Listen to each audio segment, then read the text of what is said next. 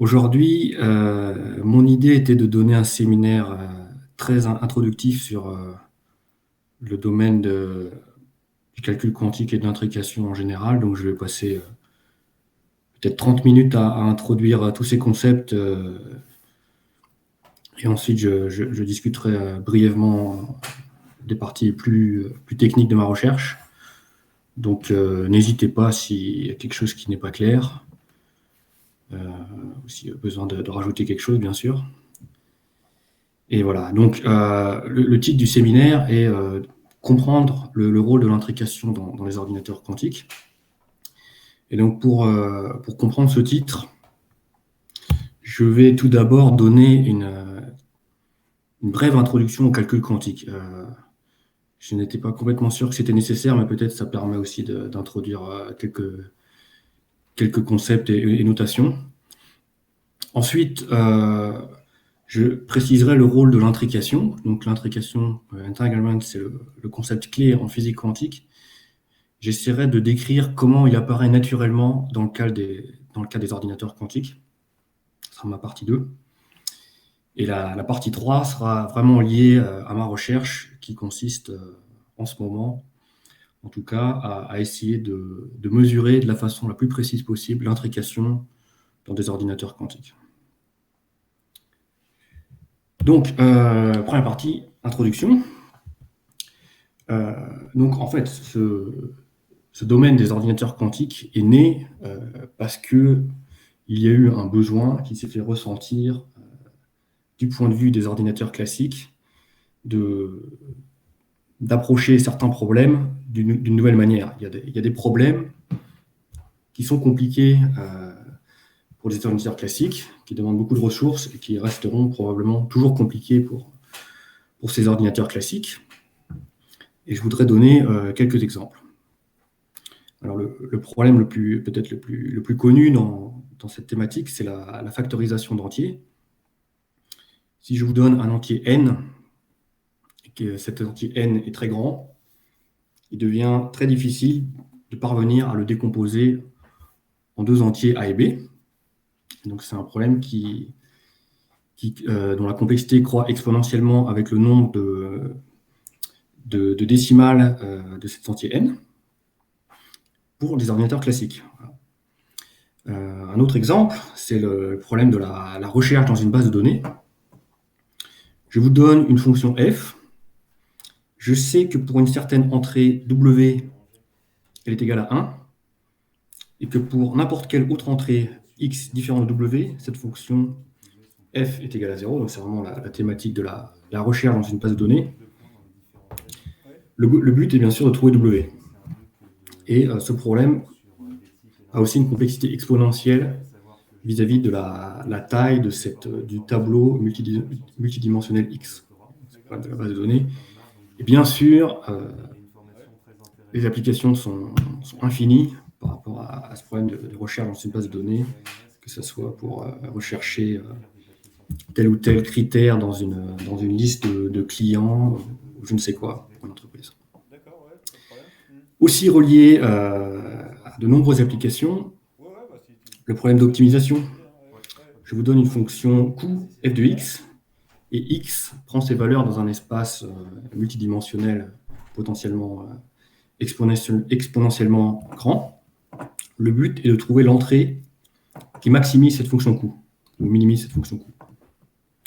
Et ce problème apparaît dans tout ce qui est optimisation des semi-conducteurs, ou alors dans les problèmes de chimie, ou alors dans les problèmes d'investissement, etc. Donc ça, c'est des problèmes classiques. Des problèmes classiques qui sont très difficiles à résoudre pour les ordinateurs classiques. Une autre inspiration pour développer les ordinateurs quantiques était les problèmes quantiques. C'est-à-dire, vous avez une situation physique liée à de la physique quantique. Des exemples sont la chimie quantique, donc la structure des molécules, ou alors la supraconductivité des électrons dans les solides. Ces problèmes décrivent une physique quantique, et pour des raisons de recherche fondamentale ou autres, on essaie de comprendre ces problèmes. Dans tous ces problèmes, il s'agit de résoudre une équation de Schrödinger et résoudre numériquement l'équation de Schrödinger, on sait que c'est un problème de nature numérique qui sous-entend une complexité exponentielle en taille du système. Donc voilà des exemples de problèmes difficiles pour les ordinateurs classiques. Je suis sûr que vous en avez d'autres en tête à l'ONERA. Alors, pour être un peu plus précis, je voudrais juste donner quelques éléments de théorie des complexités en théorie de l'information. Donc la complexité, d'un point de vue formel, c'est comment les ressources scale, donc évoluent en fonction de la taille du système pour résoudre un problème qu'on appelle un problème de décision, c'est-à-dire un problème qui a une réponse oui ou non. Je vais donner un exemple tout à l'heure. Et donc, en associant à chaque problème une classe de complexité, on est en mesure de dire si un problème est difficile ou non, et de comparer aussi les types d'algorithmes. Donc la classe la plus connue, c'est la classe P, où vous résolvez un problème en temps polynomial par rapport à la taille du problème. Et donc ce sont les problèmes simples, donc addition, multiplication, etc. Une autre classe importante est la classe NP, où vous pouvez en principe simplement vérifier une réponse oui en temps polynomial. Donc la vérification est facile, mais trouver la solution est difficile, potentiellement difficile. Okay. Et ainsi de suite. Vous avez d'autres classes, PSpace, XTime, etc. Et puis il y a des classes un peu plus exotiques qui nous permettent de regrouper certains problèmes entre eux. Donc, par exemple, la classe NP-hard, c'est la classe telle que tout problème dans NP peut être représenté via ce problème via un mapping en temps polynomial. Donc ça sous-entend que si vous savez résoudre ce problème NP-hard, vous pouvez résoudre tout problème dans NP, puisque vous avez cette transformation en temps polynomial. Et la dernière classe qui est intéressante, c'est la classe NP-complete, où ce sont des problèmes qui sont NP, donc à la fois vérifiables facilement, mais aussi NP-hard, c'est-à-dire qu'ils permettent de résoudre tous les problèmes inclus dans NP. Donc, traditionnellement, les problèmes NP-complete et NP-hard sont difficiles à résoudre, vu qu'ils sont très puissants. Ils permettent de résoudre tout le problème dans NP. Et donc, les gens, dans la théorie de l'information, s'attachent à classer les problèmes dans ces différentes catégories. Et la question est de savoir qu'est-ce que l'ordinateur quantique a à voir avec ça. Eh bien, en fait, en théorie des complexités, l'ordinateur quantique va ajouter une nouvelle classe. Cette classe s'appelle BQP. C'est, en pratique, la classe de complexité attachée aux ordinateurs quantiques. Et il y a eu des résultats théoriques très intéressants en information quantique au cours des 20 dernières années, qui ont montré que des problèmes appartenaient à BQP, qui étaient, entre guillemets, faciles à résoudre avec un ordinateur quantique, et des problèmes tels qu'on ne pense pas qu'ils puissent être résolus avec la classe Pi. Donc, ce sont des problèmes difficiles pour les ordinateurs classiques, sembleraient faciles pour les ordinateurs quantiques. Okay. Donc, je vais vous donner l'exemple le plus célèbre pour cette introduction, qui est le problème de la factorisation. Donc, la factorisation peut être reformulée comme un problème de décision au sens de est-ce qu'un certain nombre peut être factorisé? Cette question a une réponse oui ou non. On ne sait pas résoudre ce problème à l'heure actuelle avec un algorithme efficace au sens d'un algorithme polynomial en temps. Donc on ne sait pas à l'heure actuelle si f appartient à pi. On suppose qu'il n'appartient pas à pi, mais ce n'est pas prouvé. En revanche, on peut vérifier des solutions simplement. Si je vous donne deux candidats A et B, vous pouvez vérifier très facilement si n est égal à A ou B, A fois B ou non. Donc f est dans NP. Et le résultat remarquable du mathématicien Shor en 1995 a été de prouver que f appartient à BQP. Donc, le problème de factorisation peut être résolu en temps polynomial avec un ordinateur quantique. Et donc ça a été le déclic pour beaucoup de monde. On propose un schéma de calcul avec des ordinateurs quantiques qui va permettre d'attaquer un problème qui est difficile pour un ordinateur classique. Et c'est un résultat mathématique, bien sûr. Donc c'est ce qui a permis de lancer le domaine, pour de bon. Alors, qu'est-ce qu'un ordinateur quantique?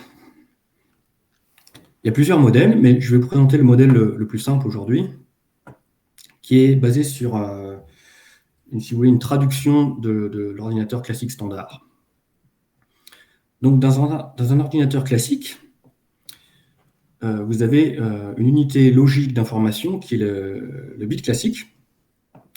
Donc, c'est une variable logique qui est dans un état soit 0, soit 1. Vous connaissez tous ça parfaitement.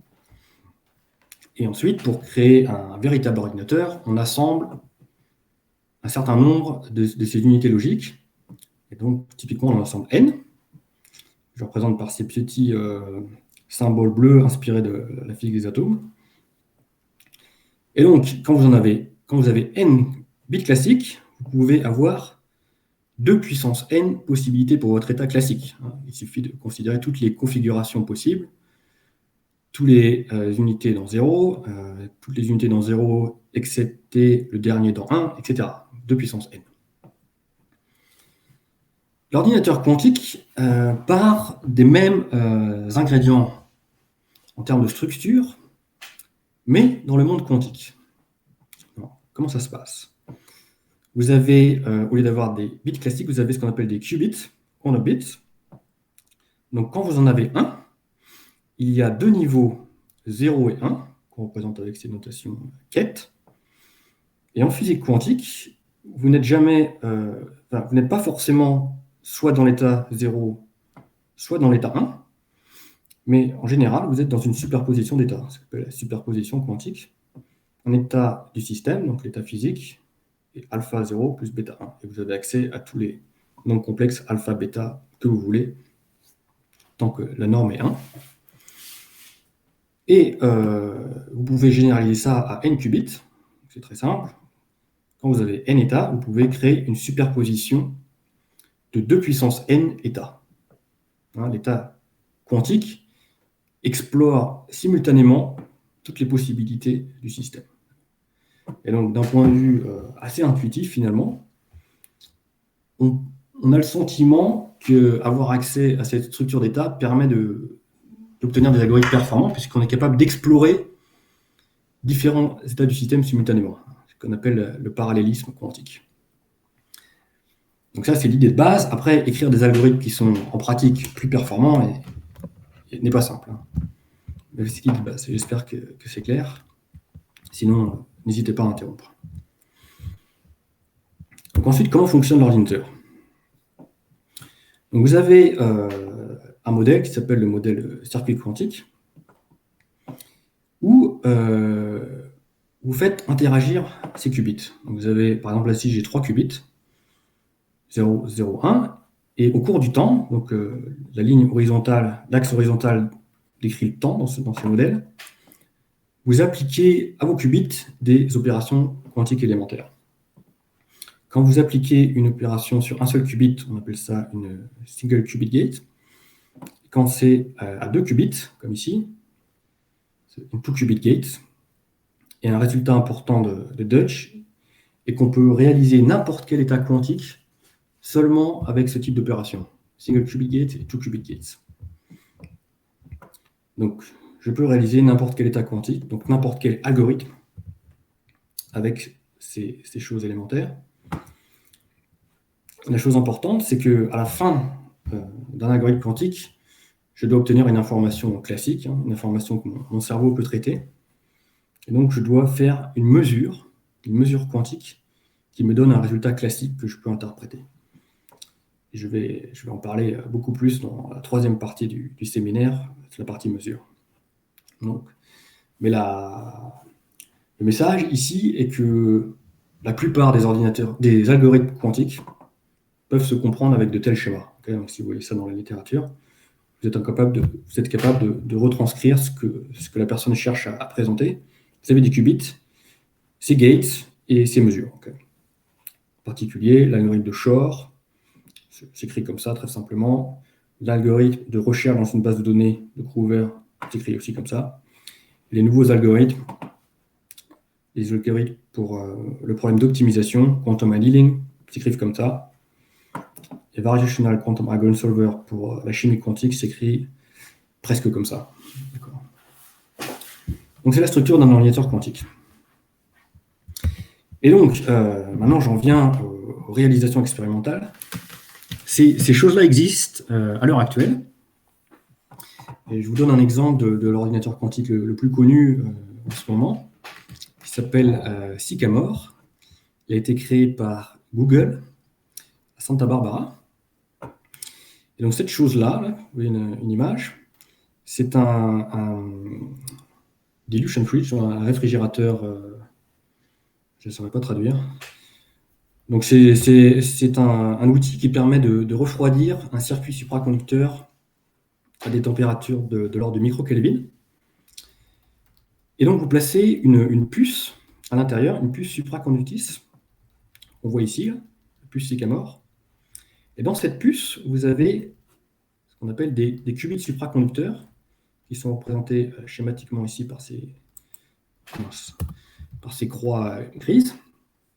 Ce sont des petits circuits supraconducteurs où la température est tellement basse que vous pouvez exciter uniquement le plus bas niveau quantique de cet état, de ce petit circuit, et le premier niveau excité. Donc ça vous donne un 0 et un 1 qui font votre qubit. C'est tout bête, mais ça a demandé des décennies de développement du point de vue technologique, bien sûr. Et ces qubits supraconducteurs, sont reliés entre eux par des petits circuits micro-ondes, qui sont ces petites boîtes bleues qu'on voit ici, qui permettent de faire ces two-qubit gates que j'ai montré tout à l'heure. Donc les ordinateurs quantiques existent aujourd'hui, et on a de l'ordre de 50 à 100 qubits dans les plus grands ordinateurs quantiques. Vous avez Google, vous avez IBM, et vous avez aussi des ordinateurs très performants en Europe, en Angleterre, à Innsbruck, en Autriche. Vous avez aussi à Palaiseau des structures avec des atomes de Rydberg. À Grenoble, les ordinateurs quantiques à boîte quantique avec des électrons commencent à arriver. Donc c'est un domaine qui est en pleine expansion du point de vue expérimental. Et il y a un certain nombre de financements qui est arrivé, vous en avez entendu parler, bien sûr. Voilà. Alors maintenant, il faut aussi dire que les ordinateurs quantiques d'aujourd'hui ne sont pas encore utiles pour résoudre des problèmes de la vie courante de façon efficace. Et la raison est que les ordinateurs quantiques actuels souffrent des erreurs, du couplage à l'environnement, des problèmes de température, d'émission spontanée des atomes, etc. Et autant un ordinateur quantique parfait a toutes ces qualités remarquables en termes de performance, autant un ordinateur quantique avec erreur est typiquement très affecté par les erreurs. Et donc, en termes plus rigoureux, ce que je veux dire, c'est que la propagation des erreurs dans un circuit quantique est exponentielle à la fois en taille de système et en temps d'évolution du circuit. Et ça peut se prouver de façon rigoureuse de plein de façons différentes. Mais c'est le message qui est difficile à accepter. Si vous voulez faire un ordinateur quantique fiable, très vite le rôle des erreurs devient problématique. Et à l'heure actuelle, c'est le gros souci pour les ordinateurs quantiques. Et c'est un problème à aborder, bien sûr, de façon sérieuse, mais c'est aussi une opportunité pour mieux comprendre la physique de ces objets. Alors, du point de vue théorique, en revanche, le problème des erreurs a été résolu théoriquement, en grande partie, et ça a donné naissance à un domaine qu'on appelle Quantum Error Correction, correction quantique d'erreur, où on peut montrer qu'on peut réduire l'effet des erreurs à un niveau arbitrairement faible, à condition d'utiliser, au lieu d'avoir des qubits simples, physiques, dont je parlais tout à l'heure, vous avez ce qu'on appelle des qubits logiques, qui sont des groupes de qubits physiques. Et le fait d'avoir un groupe de qubits physiques permet, si vous voulez, de retracer l'origine des erreurs et d'aboutir à un qubit, cette fois logique, qui est protégé. Donc, à partir de typiquement de centaines de qubits physiques, vous pouvez réaliser quelques qubits logiques qui, eux, sont protégés.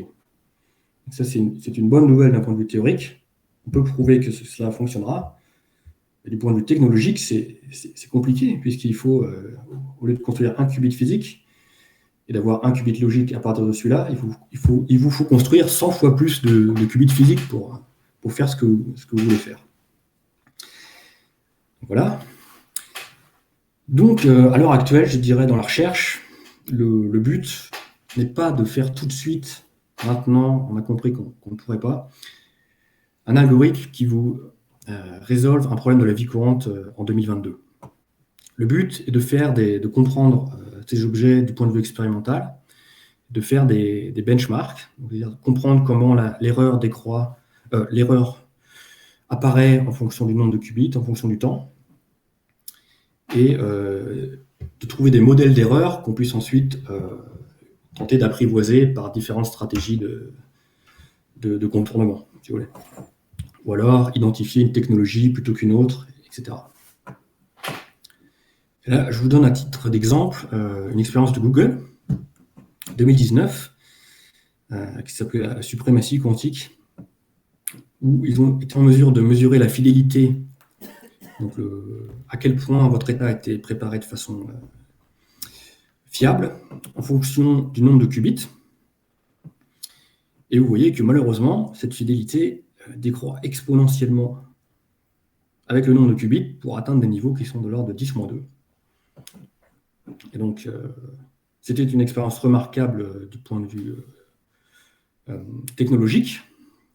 Ça a été la meilleure expérience du monde pour un ordinateur quantique, mais ça vous a donné le niveau actuel de performance, c'est 10-2. Et donc, le but maintenant, c'est, comme je l'ai dit, de comprendre pourquoi un ordinateur quantique souffre des erreurs, et aussi de comprendre pourquoi on va être en mesure de surpasser ces erreurs et au final d'avoir des ordinateurs quantiques performants. Et l'approche que moi je poursuis, c'est d'essayer de comprendre cela d'un point de vue de quantité physique, voir quelle quantité physique est pertinente pour décrire la physique d'un ordinateur quantique.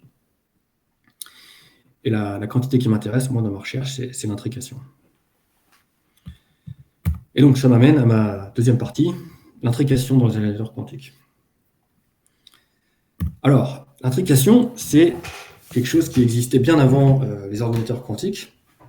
C'est en fait le phénomène le plus basique pour décrire la physique quantique. Et moi, je vais la décrire dans le cas d'un ordinateur quantique pour être concret. Donc, vous avez un ordinateur quantique. Et par exemple, ici, j'ai 8 qubits dans mon ordinateur quantique.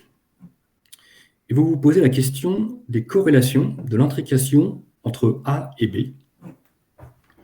Et donc, la définition de l'intrication consiste à se demander si vous pouvez décrire votre état du système, donc ce que j'appelle l'état quantique psi, si vous pouvez l'écrire comme un produit de deux états quantiques, psi A et psi B.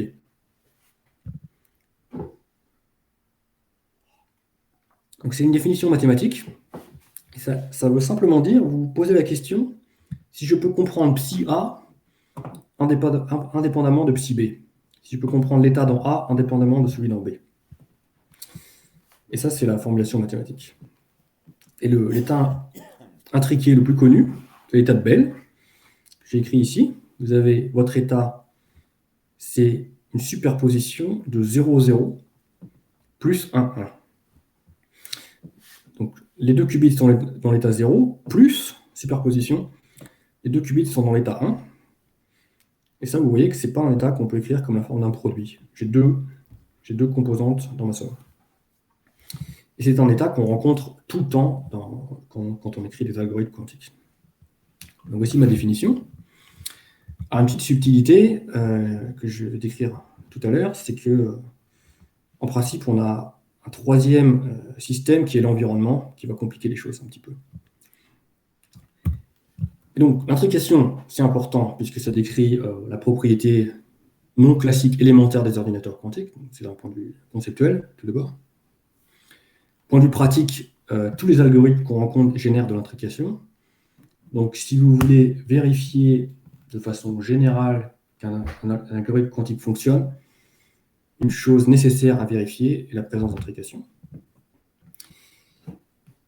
Il y a des affirmations qui peuvent être un peu plus précises. C'est par exemple, on peut prouver de façon rigoureuse que tout algorithme quantique avec peu d'intrication peut être simulé par un ordinateur classique, avec des méthodes qu'on appelle tensor network, réseau de tenseurs. Ça veut dire que les seuls algorithmes quantiques qui sont potentiellement intéressants, utiles, sont les algorithmes quantiques avec beaucoup d'intrication. Puisque les algorithmes quantiques avec peu d'intrication peuvent être simulés par un ordinateur classique, peuvent être remplacés par un ordinateur classique. Et enfin, on peut faire des prédictions universelles en termes de physique statistique pour les grands ordinateurs quantiques pour l'intrication. Entre guillemets, on peut imaginer des tests de performance d'ordinateurs quantiques grâce à des prédictions universelles qu'on peut établir avec la physique statistique. Donc ça, c'est l'intrication pour les états purs. Donc ce que je disais, c'est qu'en pratique, la situation est un peu plus compliquée. Un ordinateur quantique est toujours considéré en présence d'un environnement, puisque vous avez toujours quelque part des couplages néfastes de votre système à un banc thermique ou à des photons, à la lumière. Et donc, il faut toujours considérer votre état comme inclus dans un environnement. Et dans ce cas-là, l'objet mathématique n'est plus la fonction de psi, mais ce qu'on appelle la matrice densité ρAB, qui est définie de cette façon avec une trace partielle. Et donc cet objet mathématique est l'objet qui décrit toutes les propriétés physiques du système entre A et B. ρAB décrit toutes les propriétés physiques du système, en particulier l'intrication. Et la définition est que le système est intriqué si vous ne pouvez pas écrire votre matrice densité comme une somme de produits. C'est la définition. Alors maintenant que j'ai une définition du concept, il faut que j'introduise des quantités pour essayer de quantifier tout ça, justement. Et un critère qui est assez simple, qui a été introduit par Horodecky en 1996, est un critère d'intrication basé sur la pureté. Et donc, il est basé sur la pureté, qui est cette trace de rho carré, ça définit la pureté de mon état quantique. Et donc, c'est quelque chose que vous pouvez calculer. Vous prenez votre matrice, vous l'élevez au carré, vous prenez la trace. Le critère d'intrication dit que quand trace de rho carré est plus petit que trace de rho AB au carré, donc la pureté de A est plus petite que la pureté de AB, cela implique que A et B sont intriqués. Donc, ça nous donne un critère. Un exemple avec mon état de Bell, je peux l'écrire comme un état découplé de l'environnement, dans le cas idéal. J'écris ma matrice densité assez rapidement comme cela. Je peux voir que mon état est effectivement pur, trace de ρ AB carré est égale à 1. En revanche, quand je regarde un sous-système A, à 1 qubit ici, j'obtiens une matrice qui a cette forme, et on voit que la pureté est égale à 1 demi. 1 demi est plus petit que 1, donc les deux états sont intriqués. C'est quelque chose qui est calculable analytiquement dans cet exemple, et qui nous montre que deux états sont intriqués. C'est comme ça que ça fonctionne. Il y a beaucoup d'autres critères pour détecter l'intrication. C'est même un domaine de recherche prioritaire, je dirais, en information quantique, de trouver des nouveaux critères. Alors, une fois qu'on a détecté l'intrication, on peut aussi essayer de la quantifier, pour savoir quel état quantique est plus intriqué qu'un autre, et ainsi de suite. Et pour cela, on définit ce qu'on appelle des entropies d'intrication. La chose à retenir est tout simplement qu'elles sont liées à la matrice densité ρA pour un sous-système avec une relation non linéaire. L'entropie de von Neumann, qu'on voit aussi en physique statistique, simplement trace de ρ log ρ. Et moi, je m'intéresse en particulier aux entropies de Rényi, qui sont des traces de puissance de ρ. C'est une relation aussi non linéaire, puisqu'on considère alpha typiquement supérieur ou égal à 2. Et ces entropies de Rényi, elles sont fondamentales pour comprendre l'intrication dans tous les domaines de physique quantique à plusieurs corps, en particulier l'information quantique, mais aussi la matière condensée, donc les systèmes quantiques à l'équilibre qu'on rencontre dans les solides, etc. Ça nous permet de quantifier la présence d'intrication, et on peut faire des prédictions universelles. On sait comment les entropies d'intrication évoluent pour un état à l'équilibre, pour un état hors équilibre, pour un état topologique, pour un état désordonné, ainsi de suite. On est capable de comprendre la structure quantique de la matière à partir des entropies d'intrication. Et donc, c'est pour moi la quantité numéro 1 pour comprendre l'intrication dans un ordinateur quantique. Et ce que je veux dire, et j'en parlerai pas aujourd'hui, ou très peu, c'est qu'on peut définir tout un tas de quantités intéressantes en termes d'intrication en généralisant les expressions des entropies d'intrication. Vous modifiez un petit peu les expressions que je vous ai montrées, vous aurez accès à d'autres quantités très, très liées, mais qui donnent accès à d'autres informations. Et donc ma recherche, voilà, j'arrive finalement à ce que je voulais dire aujourd'hui, c'est que avec bien sûr tous les collaborateurs, on essaye de comprendre comment mesurer cette entropie de Rényi et les quantités liées dans les technologies quantiques pour comprendre l'émergence de l'intrication, mais aussi pour prendre avantage du fait que les ordinateurs quantiques existent et nous offrent ces possibilités de mesure, contrairement à des systèmes naturels. Et la troisième raison, c'est qu'on peut mesurer toutes ces autres quantités qui sont reliées à l'intrication d'une certaine façon et qui nous permettent de mesurer des fidélités, savoir à quel point on a bien préparé l'état quantique qui est attendu. Donc, à partir de ces mesures, on pourra ensuite définir des modèles d'erreur et ainsi de suite, et mieux comprendre le problème des ordinateurs quantiques actuels. Voilà, donc j'ai 5-10 minutes, je crois, pour ma troisième partie, qui est un peu plus technique, et, à propos des protocoles de mesure pour mesurer l'intrication, et je vous montrerai aussi quelques expériences. Donc, pour expliquer comment mesurer l'intrication, je dois expliquer comment la mesure se passe dans un ordinateur quantique. Et le schéma le plus simple est le suivant. Vous avez un circuit quantique fait de 2 qubit gates, etc. Il se finit par ce qu'on appelle la mesure quantique, où on essaye de projeter l'état, par différentes techniques physiques, on essaie de projeter l'état sur un état classique. Donc, si vous avez des qubits, vous allez projeter votre état sur un bit classique, donc sur une séquence de 0 ou 1, que j'appelle S. Et les lois de Born nous disent que vous allez observer un état S avec une probabilité qui est la projection de votre matrice densité sur cet état S, S rho S. Ça veut dire aussi que si vous répétez cette séquence un certain nombre de fois, vous allez pouvoir construire des histogrammes. L'état S sera mesuré avec un certain nombre de fois, qui sera proportionnel à la probabilité S rho S.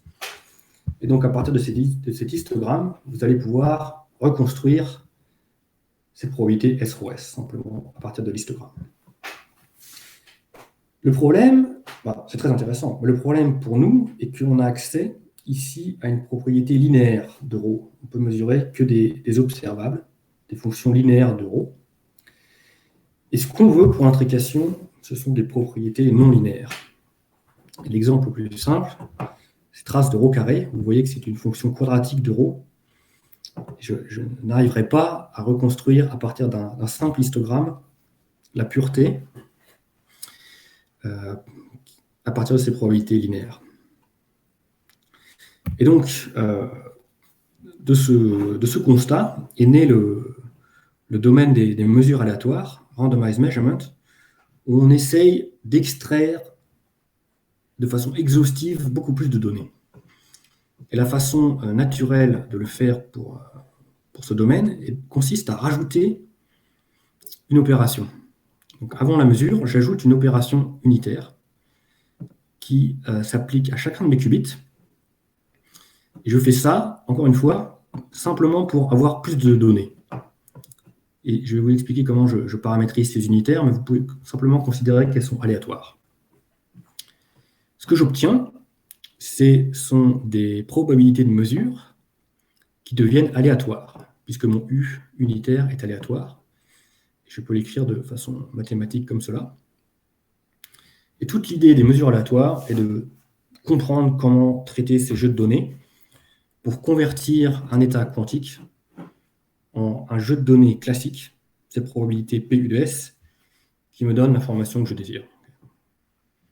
C'est ça de façon très concrète le but de cette recherche. Et je vais vous donner un exemple un peu plus intuitif de Van Henk et Benaker, qui sont les deux premières personnes à avoir introduit les mesures aléatoires, et considérer dans leur cas un seul système quantique, par exemple un seul qubit, décrit par ce circuit. Et ce qu'ils ont remarqué, c'est que si votre état est pur, si votre état a une pureté 1, par exemple, comme cet état ρ est égal à 0, 0, cet état est pur, ils ont remarqué que cette probabilité de mesure peut s'écrire de cette façon-là. C'est assez facile à voir finalement. Et donc, la probabilité PU de S est un élément de matrice d'une matrice aléatoire, US0. Et si votre matrice aléatoire est vraiment aléatoire, cet élément de matrice va fluctuer statistiquement entre 0 et 1. Donc, quand vous changerez votre unitaire U, vous changerez la valeur de PU de S. C'est ça que je veux dire. Donc, les états purs vont avoir des fluctuations statistiques de cet objet. L'autre cas extrême, c'est quand votre état est mixte. Dans ce cas-là, votre matrice densité, dans le cas extrême, est une matrice identité. Elle n'a rien à voir avec un état pur. Et si vous rentrez cette expression de ρ ici, vous verrez que PU de S est égal à 1,5. C'est-à-dire qu'elle ne varie pas en fonction de U. Elle est indépendante de U. Et c'est vraiment le message des mesures aléatoires, c'est que certains états quantiques ont des probabilités statistiques différentes d'autres états quantiques. Et pour la pureté, c'est simplement les états purs ont des fluctuations statistiques de mesures aléatoires, alors que les états mixtes n'en ont pas. Donc ça, c'est l'argument intuitif. Après, on peut dériver mathématiquement une relation exacte entre pureté et fluctuations statistiques. Donc ça, c'était un qubit. Après, nous, on a essayé d'étendre cette idée et on a considéré n qubits, donc un ensemble de qubits, un ordinateur quantique. Et on a pu démontrer une formule à partir de la théorie des matrices aléatoires qui, effectivement, prouve que la pureté, trace de ρ carré, que j'ai écrit à gauche ici, peut être reliée à ce qu'on peut mesurer dans une expérience en pratique, qui sont ces probabilités PU de S. Donc on a un lien entre ce qu'on veut mesurer et ce qu'on peut mesurer, PU de S. Et cette formule a un certain nombre d'avantages que je ne vais pas trop détailler pour le moment. Simplement dire que, en pratique, accéder à la pureté par de telles formules n'est pas complètement trivial. Ces probabilités peuvent être exponentiellement faibles, elles peuvent être très très faibles quand le nombre de qubits est large, et donc ça suppose d'être en mesure de répéter l'expérience un certain nombre de fois pour avoir suffisamment de statistiques. Mais en pratique, ça fonctionne bien, et les expériences d'ordinateurs quantiques actuels sont suffisamment rapides pour accéder à la pureté maintenant dans ces systèmes. Alors, un petit exemple avant de conclure. Pour la première démonstration des mesures aléatoires qui a eu lieu à Innsbruck il y a 3 ans maintenant. Et donc, ces personnes ont réalisé exactement notre rêve, hein, c'est de faire ce protocole. Et c'était un ordinateur quantique à base d'ions piégés. Donc ça ressemble à ça, vous avez une photo ici. Les qubits sont des ions de calcium. Ils sont piégés dans un piège électromagnétique. Et dû à l'interaction de Coulomb, naturellement, ils s'espacent sous la forme et forment un cristal. Et on voit ici une image de fluorescence de ce cristal. Ils sont séparés de quelques micromètres. Et cette séparation est telle que vous pouvez interroger chaque ion, donc chaque qubit, avec des faisceaux laser optiques qui jouent le rôle des gates, des portes logiques quantiques, pour changer le spin ou pour le mesurer. Et donc, ça nous donne un petit ordinateur quantique ici avec 10 qubits. Et donc, dans l'expérience, le but était de vérifier la présence d'intrication. Alors, comment ça s'est fait? On a implémenté un circuit d'intrication, ici avec un Hamiltonien, peu importe finalement. Et on a appliqué ces petits unitaires aléatoires, U1, U2 jusqu'à U10, pour mesurer l'intrication dans ce système. Et donc, c'était la première fois que l'intrication était mesurée dans un système d'ions piégés de façon directe. Et les résultats sont là. Peut-être je vais simplement commenter le plot de droite. Vous voyez l'intrication, entropie d'intrication, S. Donc, plus S est grand, plus il y a d'intrication. I représente la taille du système, donc l'axe des X. Et les différentes couleurs représentent le temps d'évolution du système. Et vous voyez qu'au temps 0, l'intrication est très faible. Elle est non nulle puisqu'il y a un petit peu de décohérence. Et au fur et à mesure que le temps évolue, vous voyez que l'intrication augmente. Donc c'est exactement le signal qu'on voulait voir. Et ça nous a permis de démontrer que la méthode est fiable finalement. Donc cette méthode a ensuite été aussi utilisée avec des qubits supraconducteurs, sur la puce Sycamore en particulier. Je vais peut-être passer ça, mais ce que je veux dire, c'est que c'est un outil qui est maintenant utile dans un certain nombre d'expériences. Et dans cet exemple, il cherchait à montrer, via l'intrication, qu'il était en mesure de produire un code correctif d'erreur, quantum error correction. Et l'intrication vous donne la preuve expérimentale que vous avez un code, dans ce cas-là, un code topologique. Ça, je passe, je m'excuse pour être un peu bref pour cette partie-là. Ce que je voulais juste montrer pour conclure, c'est que quand vous pouvez mesurer la pureté, vous pouvez en fait mesurer tout un tas de quantités qui sont pertinentes. Et un exemple apparaît dans le cas de la vérification. Vous voulez vérifier que votre ordinateur quantique prépare l'état quantique ρ que vous souhaitez. Et une manière de le faire, il y en a plusieurs, mais une manière de le faire consiste à avoir 2 ordinateurs quantiques, 1 et 2. Et si tout se passe comme prévu et que vous implémentez le même circuit dans l'ordinateur quantique 1 et dans l'ordinateur quantique 2, les 2 états quantiques, ρ1 et ρ2, doivent être les mêmes. C'est très bête ce que je dis. Donc pour quantifier ça, on peut définir une fidélité. Et la fidélité a cette forme-là, mathématiquement. La seule chose à bien retenir ici, c'est que si ρ1 est égal à ρ2, la fidélité est 1. Sinon, elle aura tendance à décroître. Et si vous êtes capable de mesurer cette fidélité expérimentalement, vous êtes capable de vérifier qu'un ordinateur quantique 2, par exemple, fonctionne aussi bien qu'un ordinateur quantique 1. Par exemple, l'ordinateur quantique 1 peut être le vieux modèle. L'ordinateur quantique 2 peut être amené à le remplacer. Et donc, quand l'ordinateur quantique 2 émerge, vous allez être en mesure de tester qu'il produit la même chose que l'ordinateur quantique 1. sans accès à des vérifications classiques standards. Tout se passe dans le domaine quantique.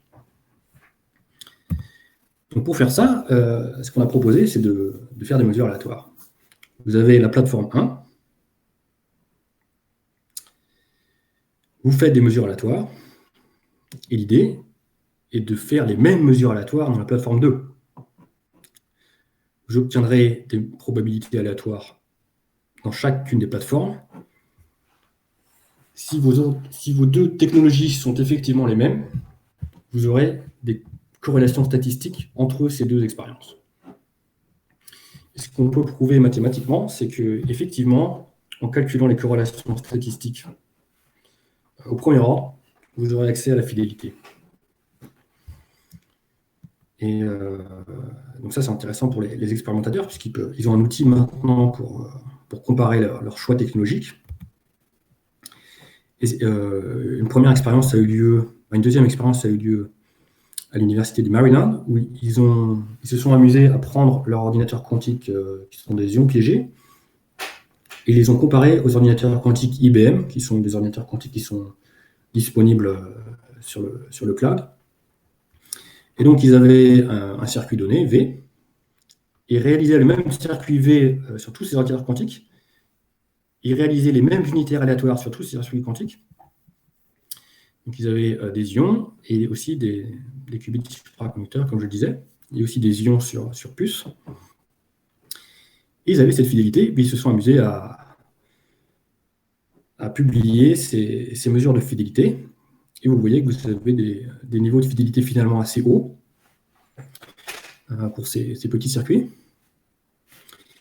Et ils ont aussi montré que les ions étaient plus forts que les qubits supra pour cet exemple-là.